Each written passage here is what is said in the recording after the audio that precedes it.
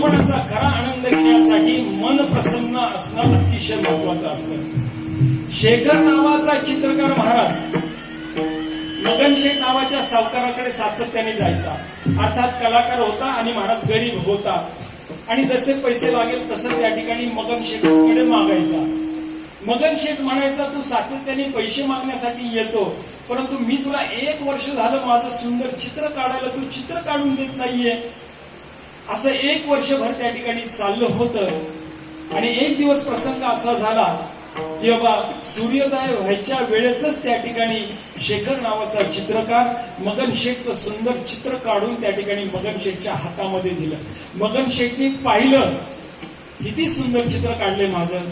स्वतः मगन शेठने आरशामध्ये पाहिलं, आरशामध्ये स्वतःचं चित्र सुद्धा त्याला त्या ठिकाणी तितकं प्रसन्न दिसत नव्हतं, तेवढं प्रसन्न चित्र त्या ठिकाणी शेखरने काढलं होतं। शेखरला विचारलं, अरे 1 वर्ष लागलं तुला इतकं सुंदर चित्र काढायला?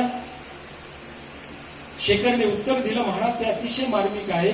शेखर त्या ठिकाणी म्हणतो, गेले वर्षभर मी तुमच्याकडे यायचो, परंतु तुमचा प्रसन्न चेहरा मला कधीच त्या ठिकाणी बघायला मिळाला नाही। मग कधी पाहिला?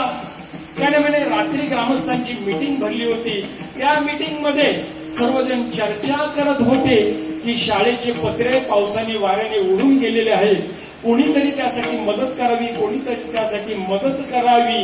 म्हणून त्या ग्रामस्थांच्या त्या ठिकाणी वचनाला तुम्ही प्रतिसाद दिला आणि सर्व ग्रामस्थांना त्या ठिकाणी तुम्ही म्हणाले की मगन शेठजी तुम्ही म्हणाले कोणीही काळजी करू नका, शाळेचे जे पत्रे उडून गेलेले आहेत त्या सगळ्या पत्र्याचा खर्च मी करल, असं ज्या वेळेस तुम्ही बोलले आणि त्यानंतर तुम्ही वचन दिल्यानंतर सर्व ग्रामस्थांनी ज्या टाळ्या वाजवल्या, त्या टाळ्या वाजवल्यानंतर तुमचा चेहरा जो प्रसन्न होता तो प्रसन्न चेहरा मी त्या ठिकाणी रात्री टिपला, माझ्या डोळ्यामध्ये त्या ठिकाणी साठवला आणि रात्रभरामध्ये मी तुमचं इतकं सुंदर चित्र काढू शकलो।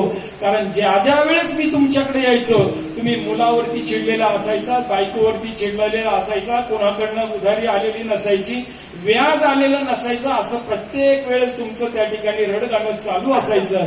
फक्त रात्री मी त्या ठिकाणी तुमचा प्रसन्न चेहरा त्या ठिकाणी पाहिला आणि रात्रीमध्ये त्या ठिकाणी मी सुंदर चित्र काढू शकलो। विचारवंत सांगून जातात, आर्थिक परिस्थिती किती उत्तम असली, आर्थिक परिस्थिती किती उत्तम असली तर जीवनाचा खरा आनंद घेण्यासाठी मन प्रसन्न असणं हे कधीही महत्वाचं असतं।